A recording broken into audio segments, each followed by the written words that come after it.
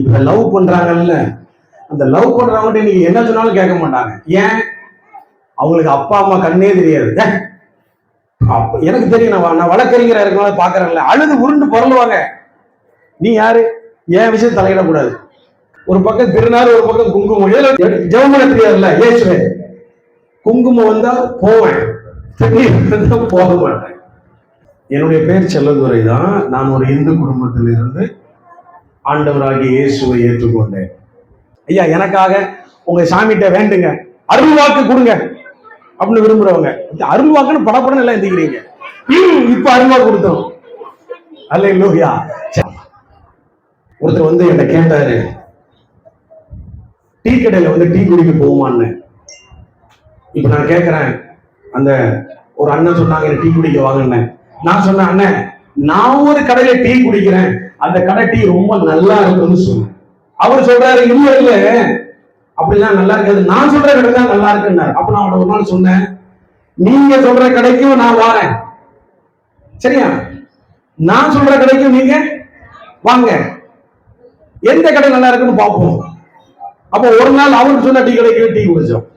அண்ணன் வந்திருக்காங்க, அண்ணன் தான் காளிதாஸ் பாண்டியன். அப்போ ஒரு காளிதாஸ் பாண்டியன் அண்ணனையும் இந்த சபைக்கு கொண்டு வருவதற்கு தேவன் உதவி செய்திருக்கிறார். நான் மதம் மாறல, என் மனசையே இயேசுவுக்கு கொடுத்துட்டேன்.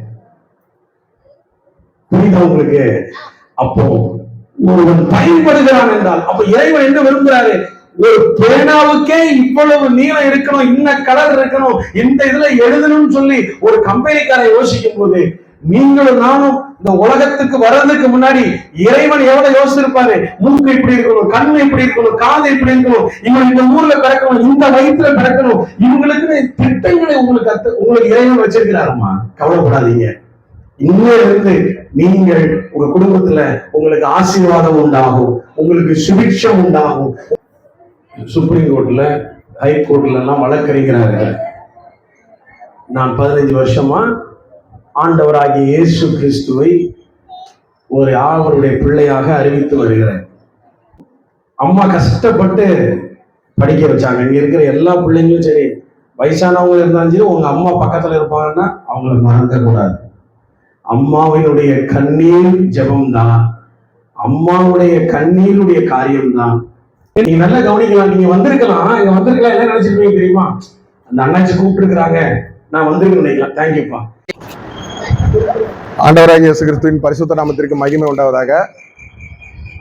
போன வருஷம் ஆகஸ்ட் மாதம் இதே உங்கள் கிராமங்களில் வந்து நேரில் வந்து பிள்ளைகளுக்கு எல்லாருக்கும் வந்து நம்ம வாலிப தம்பிமார்கள் மளிகை ஜாமான் அதெல்லாம் வந்து வீடு வீடாக வந்து கொடுத்தாங்க. ஞாபகம் இருக்கும்னு நினைக்கிறேன். பின்னாடி இருக்கிற அண்ணன்மார்கள் பார்த்துருப்பீங்க. ஆகஸ்ட் 15ஆம் தேதி. இப்போ அதே மாதிரி 2 வருஷம் கொடுத்துருக்கோம். இப்போ எதுக்காக உங்க எல்லாரையும் இங்க வர வச்சிருக்கோம் அப்படின்னா, இன்னும் ஒரு சிலர் வந்துட்டு இருக்காங்க, உங்க கூட வந்து பேசணும். உங்கள் துக்கம் சந்தோஷமாய் மாறும். எப்படி மாறும், யார் மூலமா மாறும் அப்படின்றத என்ன பண்ணணும், சொல்லணும். உங்க எல்லாருக்கிட்டையும் கையில ஒரு பேப்பர் இருக்கு இல்லையா? அந்த பேப்பர்ல பாருங்க என்ன போட்டிருக்கு. ஒரு பொம்மை இன்னொரு பொம்மையை கையை பிடிச்சு தூக்குற மாதிரி இருக்கா? அதே பொம்மை இருக்கா? மேல என்ன போட்டிருக்கு? ரெக்கவரிங் ஹேண்ட்ஸ் போட்டிருக்கா. இங்கிலீஷ்ல படிக்க தெரியுதா? ரெக்கவரிங் ஹேண்ட்ஸ் போட்டிருக்கா. ரெக்கவரிங்னா என்ன அர்த்தம்? மீட்கிறது. அதுதான் தமிழ்ல கீழே என்ன இருக்கு? மீட்கும் கரங்கள் அப்படின்னு போட்டிருக்கு. மீட்பு, மீட்கிறது. ரெக்கவரிங் அப்படின்னா ஒரு பிரச்சனையில இருக்கிறோம், ஒரு கவலை கண்ணீர் கஷ்டத்துல இருக்கோம், நம்மள மீட்கணும். உதாரணத்துக்கு இங்க ராமபுரத்துல வந்து விவசாய லோன் கொடுப்பாங்க. ஒருவேளை நம்மளுக்கு அந்த வெள்ளம் திருச்சி அந்த விவசாய லோனை என்ன பண்ணுவாங்க? தள்ளுபடி பண்ணுவாங்க. கரெக்டா? ஆனா அதே நேரத்துல நம்மளுக்கு பைக் வாங்கிருக்கோம் வைங்க, அந்த பைக் லோனை தள்ளுபடி பண்ண மாட்டாங்க. அப்போ ஏதோ ஒண்ணு, ஒரு ரெக்கவர், ஒரு மீட்பு, ஒரு மனுஷனால நம்மளோட கவலை கண்ணீர் கஷ்டம், நம்ம சொந்தக்காரன் மாமா மச்சான் கூட பிறந்தவங்க அம்மா அப்பா ஏதோ ஒரு காரியத்தை தான் என்ன பண்ண முடியும்னா ரெக்கவர் பண்ண முடியும், நம்மளை மீட்டு எடுக்க முடியும்.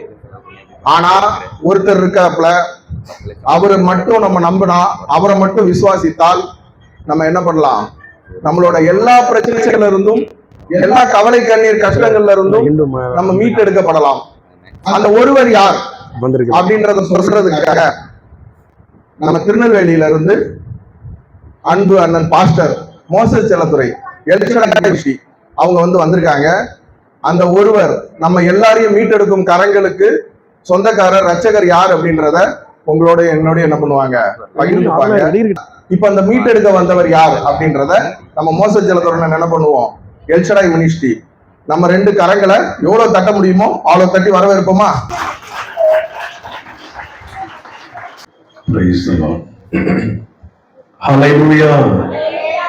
கர்த்தர் நல்லவர். ஆமென். ஊர் ரொம்ப அழகா இருக்கு. இந்த ஊர் ஆத்துமாவே நன்றி சொல்லு, உள்ளத்தோடே கர்த்தர் செய்த நன்மைகளை ஒரு நாளும் மறவாதே. ஒரு மனிதனை அவன் படிப்பு உயர்த்தலாம், அவனுடைய சொந்தங்கள் உயர்த்த உதவி செய்யலாம்.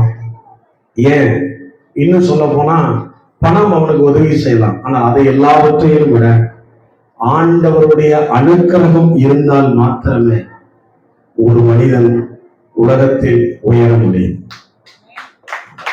என்னுடைய தகப்பனார் மரிக்கும் பொழுது எனக்கு அவர் யாருன்னே முகம் தெரியாது. அப்பெல்லாம் பால்வாடின்னு ஒண்ணு உண்டு தெரியுமா? இப்பதான் பேபி கிளாஸ் அது பேரு என்னன்னு தெரியல. இப்ப என்ன வச்சிருக்கிறாங்க? என்ன வாடி? அங்கன்வாடி. கரெக்ட். அப்போ அந்த மாதிரி இருக்கும்போது எங்க அப்பா இறந்துட்டார். அவங்க முகம் அவனுக்கு எனக்கு எவ்வளவு ஞாபகம் தெரியாது. அப்ப என்னை படிக்க வைத்தது அம்மா தான் கஷ்டப்பட்டு டீச்சரா இருந்தாங்க, படிக்க வச்சாங்க. இப்போ பாருங்க, வளரும் போதே தகப்பன் இல்லை, கடினமான ஒரு சூழ்நிலையில வளர்ந்து வருகிறோம். அப்போ அம்மா கஷ்டப்பட்டு படிக்க வச்சாங்க. இங்க இருக்கிற எல்லா பிள்ளைங்களும் சரி, வயசானவங்க இருந்தாலும் சரி, உங்க அம்மா பக்கத்துல இருப்பாங்கன்னா அவங்கள மறக்க கூடாது. அம்மாவினுடைய கண்ணீர் ஜெபம் தான், அம்மாவுடைய கண்ணீருடைய காரியம்தான் ஆண்டவருக்கு அடுத்தபடியாக நமக்கு உதவி செய்யும். அப்ப எங்க அம்மா ரசிக்கப்பட்டுட்டாங்களா? இல்ல, அவங்களும் எனக்காக எல்லா கோயிலுக்கும் போவாங்க. எல்லா கோயிலுக்கும் செவ்வாய்க்கிழமை ஒரு கோயில் வச்சிருப்பாங்க, வியாழக்கிழமை ஒரு கோயில் இருக்கும், வெள்ளிக்கிழமை. ஏன்னா நான் ரொம்ப இருக்கிறதுலே எங்க குடும்பத்துல ரொம்ப ரொம்ப ரொம்ப ரொம்ப நல்ல பையன் கிடையாது. என்ன மாதிரி சேட்டை பண்றதுக்கு யாருமே கிடையாது. அந்த மாதிரி எனக்கு சப்போர்ட்டுக்கு இருக்கு நிறைய. ஒரு இடத்துல உட்கார மாட்டேன், நல்லா படிப்பேன், ஆனா பயங்கரமா சேட்டை பண்றேன். நண்பர்கள் நிறைய உண்டு, வீட்டிலே இருக்க மாட்டேன். எப்ப பார்த்தாலும் கிரிக்கெட், அப்புறம் இந்த கபடி விளையாடுறது, குச்சி கம்பெல்லாம் விளையாடுறது, இதே பம்பரம். வீட்டிலே இருக்கிறது கிடையாது, விளையாடு ரொம்ப சேட்டை பண்ணுவேன். ஆனால் அம்மாவுக்கு ஒரு ஆசை, எப்படியாவது என் பிள்ளைகளை படித்து வைக்க விட வேண்டும் என்று. அவங்களும் இயேசு அறியல. ஆனா ஒன்று மட்டும் நிச்சயம் தெரியுமா, இந்த உலகத்தில் ஒரு மனிதன் பிறப்பதற்கு முன்பாகவே அவன் இன்ன பெயர் சொல்லி அழைக்க வேண்டும் என்று உருவாக்குகிற ஆண்டவராகிய இயேசு அவனுக்கு பெயர் வைத்திருக்கிறார். அதனால்தான் என் தாயின் கருவியை உருவாவதற்கு முன்பாகவே எனக்கு மோசஸ் செல்லத்துறை கர்த்தர் பெயர் வச்சிருக்காங்க. அது எனக்கு தெரியல. அப்போ பரப்பாடி இருக்குல்ல, பரப்பாடியில ஒரு சர்ச் இருக்கு, ஆர்சி சர்ச் இருக்கு. அங்க ஒரு பள்ளிக்கூடம் இருக்கு, 4ஆம் கிளாஸ் வரைக்கும். அப்போ அந்தோணிசாமி ஃபாதர்னு இருந்தாரு. அப்ப நாங்க இளங்குளத்துல இருந்தேன். அதுக்கப்புறம் தான் நாங்க வடக்கு நாராயணம். அப்ப இளங்குளத்துல இருந்து நடந்துதான் போவோம். எனக்கு அந்த ஃபாதர் ரொம்ப பிடிக்கும். நான் தான் ஸ்கூல் ஃபர்ஸ்ட் வருவேன் சின்ன வயசுல. அப்பவுமே எனக்கு யாரை பிடிச்சிருச்சு, இயேசுதான் தெய்வம்னு தெரிஞ்சுக்கிட்டேன். பாஸ்டர் நீங்க கதெல்லாம் விடக்கூடாது, பொய் சொல்றீங்க, அப்படி கிடையாது, உண்மையில தெரிஞ்சுக்கிட்டேன். அதனால நான் என்ன பண்ணுவேன், எங்க வீட்டுல எல்லாரும் வேற கோயிலுக்கு போனா நான் போக மாட்டேன், வேணும்னே போக மாட்டேன். ஏன் தெரியுமா, இயேசுதான் தெய்வம். ஏன், எங்க சித்தி சொல்லி கொடுத்தாங்க, இயேசுவே ஆண்டவர், அவரை மரணத்திலிருந்து உயிர் தெழுந்தார். அப்படி இந்த பாட்டை பாடி எனக்கு இன்னும் கண்ணுக்குள்ளே இருக்குது. எங்க ஊர் அங்க எங்க வீடு இருக்குது இளங்குளத்துல. எங்க சித்தி அம்மாவோட 2வது தங்கச்சி டீச்சருக்கு படிச்சுக்கிட்டு இருந்தாங்க. அவங்க ஒரு பைபிளை வச்சு ஒரு நாள் காலையில சொல்லி கொடுக்குறாங்க. அன்றைக்கு என் இருதயத்தில் பதிந்தது. ஆனால் அதுக்கப்புறம் நான் எல்லா கோயிலுக்கும் போக கும்பிட மாட்டேன். எங்க வீட்டுல சொல்லுவாங்க, பெரிய திமிரு பிடிச்சவன். எனக்கு ஒரு நம்பிக்கை, ஆனா நான் ரட்சிக்கப்படல, சர்ச்சுக்கு போகல. இயேசு மீது ஒரு நம்பிக்கை இருந்தது. இந்த மாதிரி பைபிள்ல குங்குமம் இருக்குல்ல, அதெல்லாம் வச்சுக்குவேன். எதுக்கு? ஏதாவது கேட்கணும்னா கேட்பேன். ஒரு பக்கம் திருநாள், ஒரு பக்கம் குங்குமம், எதில் வச்சிருப்பேன்? பைபிள். எப்படிலாம் எனக்கு அப்போ விவரம் தெரியாது இல்ல. காலேஜுக்கு போகும்போது பைபிள் என்ன வச்சிருந்தது தெரியுமா? ஒரு இதுல குங்குமமும் நின்று வச்சிருப்பேன். வெறும் அந்த திருநீர் கடலை வாங்கிட்டு வருவேன். வாங்கிட்டு நானே திறக்கிறது. ஜெபமல தெரியாதுல்ல, இயேசுவே. குங்குமம் வந்தா போவேன், திருநீர் வந்தா போக மாட்டேன். எப்படி? இந்த மாதிரிலாம் பார்த்துருக்கீங்களா? ஆண்டவரே, நான் படத்துக்கு போகணும். படம் பார்க்கறது தப்புங்கிறாங்க. அது பெர்மிஷன் வாங்கிட்டு தான் போறது. யார்கிட்ட? ஏசிட்ட. இப்படிலாம் இருந்து எப்படி அவர் நினைச்சிருப்பாரு? இவன் நம்ம என்ன பத்தி என்ன நினைச்சிருப்பாரு? ஆண்டவரே, இந்த பொண்ணை லவ் பண்ணலாமா வேண்டாமா? கேட்டிருக்கேன், பொய் சொல்ல நிஜமாவே. அப்போ நல்ல புரிந்து கொள்ளுங்கள், நான் அவரை நம்பினேன், அதற்கு எனக்கு வழி தெரியல, வழி காட்டுவதற்கு. அப்ப ஆண்டவர் என்ன பார்க்கிறாரு? இந்த பையன் நம்மளை நம்புறான், ஆனா பாவம் செஞ்சுட்டு இருக்கிறான். ஒரு நாள் வந்தது, நான் கல்லூரி படித்திருக்கிற பொழுது, என்னுடைய வாழ்க்கை மிகவும் பின்னடைமை ஆகும் பொழுது, ஒரு நாள் 1999 நான் மதுரையில படித்துக் கொண்ட சட்டக்கல்லூரியில படிக்கும் போது இயேசு கிறிஸ்துவை என்னுடைய சொந்த இரட்சகராக நான் ஏற்றுக்கொண்டேன். நல்ல அந்த இயேசுக்கு கை தட்டுங்களேன். நீங்க யாரா கூட இருக்கலாம். 2000 ஞானஸ்தானம் எடுத்தேன். 2000 இருந்து ஒரு 5 ஆண்டுகள் நான் ஒரு கிராமத்தை தத்தெடுத்து அங்கே ஊழியம் செய்தேன். கடந்த 15 ஆண்டுகளாக நான் ஊழியம் செய்து வருகிறேன். இந்த நிகழ்வெல்லாம் நடந்ததுக்கு அப்புறம் தான் எங்க அம்மாவே ரசிக்கப்படுறாங்க. எங்க அம்மா இயேசுவை ஏற்றுக்கொண்டதுக்கு அப்புறம் தான். அப்போ எல்லாவற்றுக்கும் ஒரு காரணம் இருக்கிறது. இன்றைக்கு நான் உங்க முன்பாக உயிரோடு இருக்கிறேன் என்றால் அது இறைவன் இயேசு போட்ட கிருபை பிச்சை தான். கடினமான ஒரு கிராமத்துல இருந்து, அப்போ இங்க வந்திருக்கிற நீங்க நினைக்கலாம், நான் ஏதோ ஒரு நோக்கத்துக்கு சும்மா கூப்பிட்டுருக்காங்க. இல்ல இல்ல இல்ல. இப்போ உங்க கையில ஏதாவது பேனா வச்சிருக்கீங்களா? யாரு பேனா வச்சிருக்கீங்க? பேனா ஒருத்தர் இல்லையா? பரவாயில்ல, இருந்தவங்க அந்த அங்கிள் டாக்டர் அந்த பேனாவை பாருங்க. நீங்க நல்லா கவனிக்கலாம். நீங்க வந்திருக்கலாம், இங்க வந்திருக்கலாம், என்ன நினைச்சிருப்பீங்க தெரியுமா? அந்த அண்ணாச்சி கூப்பிட்டு இருக்கிறாங்க, நான் வந்திருக்கேன் நினைக்கலாம். தேங்க்யூப்பா. இந்த பேனாவை ஒருத்தர் தயாரிக்கிறாரு பாருங்க, ஒரு கம்பெனிக்காரர். அவர் என்ன நோக்கத்துல தயாரிச்சிருப்பாரு? இந்த பேனா வச்சு என்ன பண்ணலாம்? காது குடையலாம். நான் ஒரு நாள் ஹாஸ்பிட்டலுக்கு போயிருந்தேன், காதெல்லாம் வலிக்குதுன்ட்டு. நல்ல டாக்டர். அவர் என்ன கேட்டாரு, காதுல எதாவது உடைஞ்சீங்களா? நான் அப்படி செய்யவும் டாக்டர். ஒரு இதை உள்ள விட்டு பார்த்தாரு. உள்ள பார்த்தா பேனாவா அடிக்கடி காது குடைவேன். ஏன் போய் சொல்றீங்க? உள்ள பாருங்க, டிவில காமிச்சாரு. அதுல அந்த இதுல பேனா வச்சு இப்படி பண்ண பட்டிருக்கும்ல. நீங்க பேனா வச்சு என்ன பண்ணிருக்கீங்க? இப்ப பேனா வச்சு நிறைய பேர் என்ன செய்யறாங்க? காது குடையெல்லாம். ரொம்ப இடம் தொட முடியாத இடத்துல அரிப்பு வந்துச்சுன்னா இப்படி சொல்லிக்குவோம். இப்ப அதுக்கு மாதிரியே பேனா கொடுத்துட்டான். இப்படி ஒரு பேனா கொடுத்துருக்கான், நீளமா இருக்கு, சொரியதுக்கு. அப்புறம் பேனா வச்சு என்ன பண்ணுவீங்க? இன்னும் சில வீட்டுல சில ஸ்கூல்ல சண்டை வந்தா பேனா வச்சுதான் பொத்துது.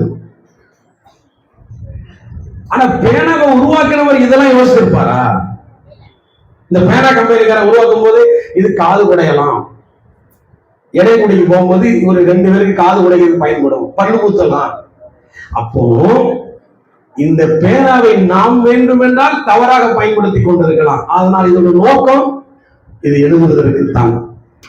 ஒருவேளை இன்றைக்கு நீங்களும் நானும் வந்திருக்கிறோம், உங்களை கர்த்தர் உருவாக்கினது உங்களுக்கு மாத்திரமல்ல, உங்க குடும்பத்திற்கு மாத்திரமல்ல, இந்த ஊருக்கே உங்களை பயன்படுத்துவதற்கு உங்களை உருவாக்கியிருக்கிறார். நீங்க தெரியாம காது உடைஞ்சிட்டு இருக்கீங்க, அவ்வளவுதான். தப்பு ஒண்ணு கிடையாது. அதனால பேனா கம்பெனிக்காரன் போனை போட்டு, உன் பேர் என்ன? என்னமா? டீனாவா? டீனாக்கு போன, டீனா அம்மாவுக்கு போன பண்ணி, ஏமா டீனா அம்மாவா, எங்க கம்பெனி பேனா வச்சு உள்ள காது ஊத்திட்டு இருக்கு, பேனா திருப்பி அனுப்புங்க அப்படி கேட்பாங்களா? கேட்க மாட்டாங்கல்ல, பணம் கொடுத்து வாங்கினா வாங்கினது தானே. அத போலதான் ஆண்டவராகிய இயேசு கிறிஸ்து உங்களுக்காக வெயிட் பண்ணிட்டே இருக்கிறாரு. ஏன்? நான் தான் கம்பெனி ஓனரு. ஒரு நாள் நிச்சயமா நீ என்ன செய்ய போற? இயேசுக்காக நீ பயன்பட போகிறீர்கள். உங்களை இயேசு பயன்படுத்த போகிறார். உங்க வாழ்க்கையை இயேசு ஆசீர்வதிக்க போகிறார். நீங்க எந்த சாமி மேல நம்பிக்கை இருக்கலாம், இயேசு மீது நீங்க நம்பிக்கை வைக்க பாருங்கள். இயேசு உங்களுக்கு ஒரு திட்டத்தை வைத்திருக்கிறார். அப்போ என்னன்னா ஒரு பேனா மாதிரி எதுக்கு உருவாக்கப்பட்டேனோ அந்த இது இல்லாம எல்லா வேலையும் பண்ணிட்டு இருந்திருக்கிறேன். 2000 ஆண்டுல 25 ஆண்டுகளுக்கு முன்பாக இயேசு சொன்னாரு, மகனே நீ மற்றவர்களுக்கும் உனக்கும் பயன்பட வேண்டும் என்பதற்கு தான் உன்னை படைத்தேன் என்று என்னை அவர் சேர்த்துக் கொண்டார். அன்றையிலிருந்து இன்றைக்கு நான் இவ்வளவு தூரம் வந்திருக்கேன்னா அது இயேசு கிறிஸ்துவினுடைய கிருபை. அல்லேலூயா சொல்லுங்க பாக்கலாம். இப்ப புரியுதா? அப்போ எனக்கு என்ன இருந்துச்சு? நான் மதம் மாறல, என் மனசையே இயேசுக்கு கொடுத்துட்டேன். புரியுதா உங்களுக்கு? அப்போ ஒருவன் பயன்படுகிறான் என்றால் அப்ப இறைவன் என்ன விரும்புகிறாரு? ஒரு பேனாவுக்கே இவ்வளவு நீளம் இருக்கணும், இன்ன கலர் இருக்கணும், இந்த இதுல எழுதணும்னு சொல்லி ஒரு கம்பெனிக்காரன் யோசிக்கும் போது நீங்களும் நானும் இந்த உலகத்துக்கு வர்றதுக்கு முன்னாடி இறைவன் எவ்வளவு யோசிச்சிருப்பாரு? மூக்கு இப்படி இருக்கணும், கண்ணு இப்படி இருக்கணும், காது இப்படி இருக்கணும், இவன் இந்த ஊர்ல பிறக்கணும், இந்த வயிற்றுல பிறக்கணும், இவங்களுக்கு திட்டங்களை உங்களுக்கு இறைவன் வச்சிருக்கிறாருமா. கவலைப்படாதீங்க. இன்னிலிருந்து நீங்கள் உங்க குடும்பத்துல உங்களுக்கு ஆசீர்வாதம் உண்டாகும், உங்களுக்கு சுபிட்சம் உண்டாகும், உங்க வீட்டுல இறைவனுடைய அருள் இருக்கும். எத்தனை பேர் நம்புறீங்க என் வீட்டுல இறைவன் அருள் வேணும்னு? பயப்பட கை வைத்துனா கை வந்து கடிச்சிருமோ அப்படின்னு பயப்படாதீங்க. அல்லேலூயா. ஒருத்தர் வந்து என்ன கேட்டாரு, டீ கடையில வந்து டீ குடிக்க போகுமான்னு. இப்ப நான் கேட்கிறேன், அந்த ஒரு அண்ணன் சொன்னாங்க டீ குடிக்க வாங்கினேன். நான் சொன்னேன், அண்ணன் நான் ஒரு கடையில டீ குடிக்கிறேன், அந்த கடை டீ ரொம்ப நல்லா இருக்குன்னு சொன்னேன். அவர் சொல்றாரு, இல்ல இல்ல அப்படிலாம் நல்லா இருக்காது, நான் சொல்ற கடை தான் நல்லா இருக்குன்னாரு. அப்ப நான் அவட ஒரு நாள் சொன்னேன், நீங்க சொல்ற கடைக்கும் நான் வாரேன், சரியா? நான் சொல்ற கடைக்கும் நீங்க வாங்க, எந்த கடை நல்லா இருக்குன்னு பார்ப்போம். அப்போ ஒரு நாள் அவருக்கு சொன்ன டீ கடைக்கு டீ குடிச்சோம், இன்னொரு நாள் நான் சொன்ன கடையில டீ குடிச்சாங்க. அப்புறம் அவர் சொன்னாரு, ஆமா நீங்க சொல்ற கடையில டீ எப்படி இருக்குது, நல்லா இருக்குதுன்னு சொன்னாரு. அத மாதிரிதான் நான் சொன்ன, ஒரு நாள் நீங்க இயேசு கிட்ட வாங்க, இயேசு எப்படின்னு பாருங்க, பிடிச்சா இருங்க, பிடிக்கலன்னா போயிருங்க. ஆனா எனக்கு தெரியும் இயேசு ரொம்ப ரொம்ப நல்லவர். நல்ல கரங்களை தட்டி. எனக்கு தெரியும் ஒருத்தர் இயேசுவை ருசித்துட்டான்னா அவன் பின்னாடி போக முடியாது. நான் வாதாட விரும்பல, வாய்ப்பு தானே செஞ்சுதான். இப்ப எங்க அம்மா செய்யற கருவாட்டு குழம்பு மாதிரி யாரும் பண்ண முடியாது, அடிச்சு சொல்லுவேன். மீன் குழம்பு அண்ணன் வந்திருக்காங்க, எங்க அண்ணன் தான் காளிராஜ் பாண்டியன். அப்போ ஒரு காளிராஜ் பாண்டியன் அண்ணனையும் இந்த சபைக்கு கொண்டு வருவதற்கு தேவன் உதவி செய்திருக்கிறார். அப்படி எதுக்கு வேலை செய்யுது? அன்புதான் வேலை செய்யும். எந்த அன்பு? இறை அன்பு. அப்போ இயேசு எப்படிப்பட்டவர்னு நம்ம சொல்ல வேண்டியது இல்லை, அவரை கிட்ட வந்தாலே தெரிஞ்சு போயிடும்.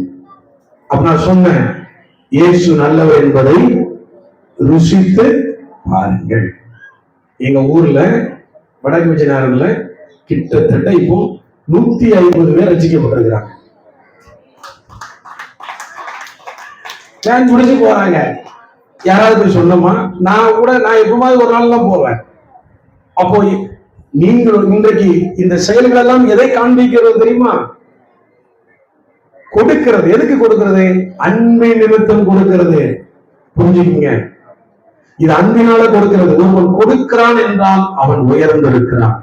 இந்த உலகத்தை படைத்த இறைவன் அவர் தன் உயிரையே உங்களுக்காக கொடுத்திருக்கிறார்.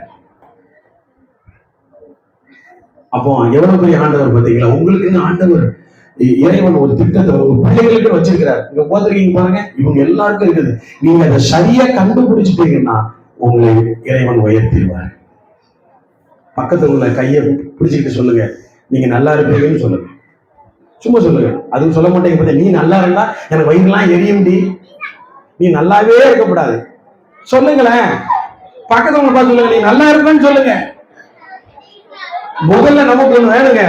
சரி, இப்ப என்ன பாருங்க. அப்போ ஏன் கொடுக்கிறோம்? கவனிங்க, ஏன் கொடுக்கிறோம்? அன்பினால கொடுக்கிறோம். ஏன் அன்பு வந்துச்சு? நான் நம்புற இறைவன் இருக்காரு பாருங்க, நான் கும்பிடுற சாமி, அவர் சொன்னாரு, எப்பா நான் வந்து என் உயிரே கொடுத்துருக்கிறேன், நான் உயிர் மட்டும் கொடுக்கல, உனக்காக எல்லாத்தையுமே கொடுத்துருக்கிறேன், என்ன கும்பிடுற நீ என்ன செய்யணும்? நீரும் கொடுக்கணும்னு சொல்லி கொடுத்தாரு. அல்லேலூயா. இப்ப நான் அப்படி நீட்டா இருக்கிறதுக்கு காரணம் என்ன? எங்க அம்மா சொல்லுவாங்க, எங்க போனாலும் எப்படி போனோம்? ஆமா, ஸ்கூலுக்கு போகும்போது இன் பண்ணி விடுவாங்க, ஸ்கூலுக்கு போறதுக்குள்ள பாய்ச்சி பண்ணி வெளியே விழுந்தோம். ஷூலாம் போட்டு விடுவாங்க, போகும்போதே ரோட்ல கல்ல ஏத்திட்டு போகும்போது வரும்போது மீன் மாதிரி வாய் படந்து கிடக்கு. டெய்லி திட்டுவாங்க, என்னடா இப்படி காலாக்கிட்டு வந்திருக்கு. அப்போ அம்மா சொல்லி கொடுக்குறாங்க, எங்க அம்மா சொல்லி கொடுத்தாங்க ஒழுக்கமா இருக்கணும்னு, எங்க அம்மா சொல்லி கொடுத்துருக்காங்க நல்லா செய்யணும்னு, எங்க அம்மா சொல்லியிருக்கிறாங்க கெட்ட வார்த்தை பேசக்கூடாதுன்னு. நான் இன்னை வரைக்கும் கெட்ட வார்த்தை பேசவே கிடையாது, தெரியும் எல்லா கெட்ட வார்த்தையும். அப்படி வந்தா கூட அடங்கிக்கிறேன். இப்ப ரசிக்கப்பட்டதுக்கு கூட பேசுறதே கிடையாது. அப்போ அத போல இப்போ உலகத்தை படைச்ச இயேசு சொல்லி கொடுத்திருக்கிறாரு, யார் என்ன சொன்னாலும் நீ கண்டுக்காத, அவங்களுக்கு நல்லதே செய்ய, உண்மையா செய்யும் சொல்லி கொடுத்தாரு. அல்லேலூயா, அல்லேலூயா. அப்போ இது ஏன் கொடுக்கிறோம்னா, எப்பவுமே ஒண்ணு நினைச்சுக்கீங்க, யார் கொடுக்கிறார்களோ அவர்கள் தான் உயர்ந்திருப்பார்கள். இப்போ ஒருத்தர் நான் வந்து உங்ககிட்ட ஒரு 10 ரூபாய் கொடுக்குறேன்னு வைங்க, நீங்க எப்படி வாங்குவீங்க? எப்படி 10 ரூபாய் வாங்குவீங்க? நான் இப்படி கொடுத்தா என் கைக்கு மேல இப்படியே வாங்குவீங்க? இந்தா யாரு பேனா கொடுத்து வேண்டாம் கொடுத்தது வாடா, ரெண்டு பேனா கொடுத்துட்டு போனது யாரு? வா இந்த பாருங்க, நான் இவன் பேனா கொடுக்குறேன், எப்படி வாங்குறான்? யாரு கை வசந்து இருக்கு? இப்போ நீங்க எவ்வளவு கொடுக்கிறீங்கிறது முக்கியம் இல்ல, கொடுக்கிறவர்கள் கை வசந்தே இருக்கும். புரியுதா? அதனாலதான் நீங்க உங்களால முடிஞ்சத, எங்களால முடிஞ்சதை நாங்க செய்யறோம். அப்போ எவ்வளவு பெரிய கோடீஸ்வரனா இருந்தாலும் கொடுக்கும் போது அவன் வாங்கினா அவன் கை கீழே தான் இருக்கும், கொடுக்கிறவன் தான் மேல இருப்பான். இறைவன் கொடுக்கிறவர்களை உயர்த்துவார். நீங்க 10 பேருக்கு அன்னதானம் கொடுத்து பாருங்க, 10 பேருக்கு சாப்பாடு கொடுத்து பாருங்க, உங்களுக்கு அந்த ஆசீர்வாதம், அந்த வாக்கியம் உங்க குடும்பத்துக்கு, உங்க பிள்ளைகளுக்கு வரும். அல்லேலூயா. அதனாலதான் கிறிஸ்தவர்கள் ஏன் ரொம்ப கொடுக்கிறாங்க? எல்லாம் நினைக்கலாம், இவங்கெல்லாம் மதம் மாற்றத்துக்கு. இல்ல இல்ல இல்ல, மதம் மாற்ற அதே கிடையவே கிடையாது. யாராவது என்ன மாத்திர முடியுமா? இல்ல இவரை தான் மாத்திர முடியுமா? அப்போ இறைவன் வந்து அவருடைய அன்பு தான் மாத்தும். எப்ப மாத்துது? இது எங்க வழிபடுகிற இறைவன் சொல்லி கொடுத்திருக்கிறாரு, அதை நம்ம ஃபாலோ பண்றோம். எப்படி நீங்க உங்க அம்மா அப்பா சொல்லி கொடுத்ததை ஃபாலோ பண்றீங்க? அப்போ அன்பு தான் இந்த உலகத்துல ஜெயிக்கும். ஜெயிக்குமா ஜெயிக்காதா? உங்க பிள்ளை, ஏன் பிள்ளை அப்படின்னு சொல்றீங்கல்ல, நீங்கள் அப்போ உங்க அம்மா எல்லாம் உங்க மேல எவ்வளவு அன்பு வச்சிருக்கிறாங்க, உங்க கணவன் அன்பு வச்சிருக்கிறாரு. அன்பு தான் இந்த உலகத்தை ஜெயிக்கும். அந்த அன்பை தான் இறைவன் இயேசு நமக்கு கொடுத்திருக்கிறாரு. நீங்களும் அந்த அன்பை கொடுத்து பாருங்க, என்ன வேணாலும் உங்க வாழ்க்கையில் ஜெயிக்க முடியும். கருத்தை தட்டுவோமா? எல்லாரும் இன்னும் எங்க அம்மாட்ட சண்டை போட மாட்டேன்னு சொல்லுங்க, எங்க அம்மாவை திட்ட மாட்டேன்னு சொல்லுங்க, எங்க அம்மா பேச்சு கீழ்படிவேன்னு சொல்லுங்க, அன்பா இருப்பேன்னு சொல்லி நல்லா போக முடியாது. எல்லாம் இந்த கடைக்கு போயிட்டு வா, நான் போக முடியாது, இப்பதானே போயிட்டு வந்தேன், கண்ணை குத்திருவேன். நானும் சொல்லுவேன்ல, போக மாட்டோம். அம்மா பேச்சை கேட்கறதே கிடையாது. நீ என்ன சொல்றது, நான் என்ன கேட்கறது கிடையாது. அன்பா இருந்தீங்கன்னா உங்க வாழ்க்கையை இறைவன் ஆசீர்வதிப்பார். அல்லேலூயா. இப்ப லவ் பண்றாங்கல்ல, அந்த லவ் பண்றவங்க நீங்க என்ன சொன்னாலும் கேட்க மாட்டாங்க. ஏன்? அவங்களுக்கு அப்பா அம்மா கண்ணே தெரியாது. எனக்கு தெரியும், நான் வழக்கறிஞரா இருக்கனால பாக்குறேன்ல, அழுது உருண்டு பொருளுவாங்க. நீ யாரு? என் விஷயம் தலையிடக்கூடாது. கஷ்டப்பட்டு படிக்க வச்சு வைத்த வாயை கட்டி தம் பிள்ளைய அழகு பார்த்து அவ கேட்ட ட்ரெஸ் எல்லாம் வாங்கி கொடுத்து, இவருக்கு நம்ம அப்பா வந்து வேஷ்டி கூட வாங்க முடியாம லுங்கி வாங்கிக்கிட்டு அந்த பிள்ளைக்கு ட்ரெஸ் வாங்கி கொடுப்பாரு. ஆனா அந்த பிள்ளை, அந்த பொண்ணோ பையனோ தெரியாமல் இந்த காதல் வலையில விழுந்ததுனால என்ன ஆகுது, இந்த அப்பாவுடைய அன்பே வேண்டான்னு இருக்குது. அப்ப பாருங்க, அன்பு தான் ஒரு இடத்துல வேலை செய்யுது. அந்த அன்பை நம்ம கொடுத்துட்டோம்னா, எங்க மேல இயேசு அப்படி அன்பு வச்சதுனால எங்களுக்கு யாருமே முக்கியமா தெரியல. புரியுதா புரியலையா? இப்ப என்ன கூப்பிட்டு உங்களுக்கு அம்மா முக்கியமா இயேசு முக்கியமான்னு கேட்டா, முதல்ல இயேசு, ரெண்டாவது தான் அப்படி சொல்லுவாங்க. ஒரு மோசமான சுயநலவாதி பெற்ற அம்மாவை வேண்டாம் என்று சொல்லுகிறாயே, இல்ல, என் இயேசு சொல்லி கொடுக்கிறாரு, உன் தாயும் தகப்பனையும் கனம் பண்ணுவாயாக. நான் இயேசு பிள்ளையா இருக்கனாலதான் எங்க அம்மாவை கனம் படுத்துறேன். ஏன் அம்மா அம்மான்னு சொல்லிட்டு இருக்கிறேன், என் இயேசு சொல்லி கொடுத்துருக்கிறாரு. இப்ப வரும்போது கூட முடிஞ்சோன்னு எங்க அம்மாவுக்கு தான் போன் அடிக்கணும், எங்க மனைவிக்கு போன் அடிப்பேன். அம்மா, மனைவி, பிள்ளைங்க, குடும்பத்தை நேசிக்க சொல்லி இருக்கிறாரு. அதனால தான் கொடுக்கிற உள்ளம் உள்ளவர்களாய் இறைவன் படைத்ததுனாலே கொடுக்கிறோம். உங்க வாழ்க்கை இன்றைக்கு இந்த காலை வேளையில உங்களுக்கு ஒரு உங்களுக்குன்னு ஒரு எதிர்காலத்தை இயேசு வைத்திருக்கிறார். அதுக்கு நீங்க பயன்பட போறீங்க. அது நீங்க கொஞ்சம் நம்பி, நான் சொன்ன மாதிரி எங்க டீ கடையில கொஞ்சம் டீ குடிச்சு பாருங்க. அதெல்லாம் குடிக்க மாட்டேன், சும்மா குடிக்க, தப்பு ஒண்ணு கிடையாது, குடிச்சு பாருங்க. குடிச்சிட்டு நீங்க முடிவு பண்ணுங்களேன். ஒரு இடத்துல குடிக்காமலேயே நான் வரமாட்டேன்னு சொல்லக்கூடாது, சும்மா குடிச்சு பாருங்க. குடிச்சிருந்தா, நம்பிக்கை இருந்தால், நம்பினவர்களை வெட்கப்படுத்தாத தெய்வம், உங்கள் அழைக்கும் போது வீட்டிற்கு வந்து உங்களுக்கு உதவி செய்கிற ஆண்டவர் உங்களை ஆசீர்வதிப்பாராக. நீங்கள் யாராக இருந்தாலும் தேவன் உங்களை நேசிக்கிறார். அல்லேலூயா சொல்லுங்க பார்க்கலாம். அல்ல, நீங்க தெரிஞ்சவங்க சொல்ல, பக்கத்துல சொல்ல தெரியாத பேசாம பார்த்துட்டே இருக்கு, கையை மட்டுமா வைத்து இறக்குங்க. சொல்லுங்க பார்க்கலாம். அல்லேலூயா. சொல்ல தெரியாத கையை மட்டும் தூக்கி இறக்குங்க. நிறைய பேர் அது எப்படி நான் தூக்குவேன், என் வீட்டுக்காரருக்குனால கேட்க மாட்டேன், எங்க அம்மா நீங்க என்ன பாசத்துனா கேட்கறது. இந்த உலகத்திலே மகிழ்ச்சியா இருக்கணும்னா நம்ம கவலை எல்லாம் வந்து யாரு மேல வச்சிடணும், கடவுள் மேல வச்சிருக்க. கடவுள் மேல வச்சிருக்கீங்களா? வச்சிருக்க. கடவுள் மேல வச்சுட்டா கவலையே கிடையாது. ஒருத்தர் ஊர்ல சொல்லுவாங்க, பிடிச்சதே பிடிச்சா எந்த கொம்ப பிடிச்சிட்டான், புளிய கொம்ப பிடிச்சிட்டான் சொல்லுவாங்க. நல்ல ஆளியா, பிடிச்சதே பிடிச்சா மாப்பிள்ள, சரியான வீட்டுல பொண்ணு கிடைச்சிருக்கு போலுக்கு, 50 பவுன் அப்படியா, கார் வாங்கி, நல்ல சரியான இடம், இருமா அவன் பையன் செட்டில் தான் வச்சுக்கோ.